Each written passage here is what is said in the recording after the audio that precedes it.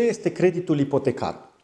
Fac apel la persoanele care nu mai vor să stea în chirie, nu mai vor să plătească chirie degeaba și vor să cumpere un imobiliar. Creditul ipotecar nu este altceva decât un instrument financiar prin care se împrumută clientul, fiind un individ, o persoană fizică sau chiar persoană juridică, de o anumită sumă de bani cu care își cumpără un bun imobiliar.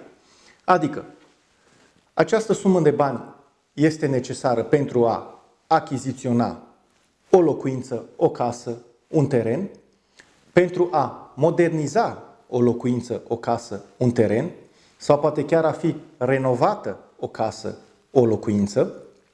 Fiecare folosește în funcție de dorințe și de așteptări, de scopuri, mai bine spus. Creditul ipotecar este folosit atât la achiziționare, cât la și modernizarea imobiliarului. De obicei, creditul se face pe o perioadă de timp mai lungă, un 20, 25, 30 de ani, 35, chiar 40 dacă persoana este tânără.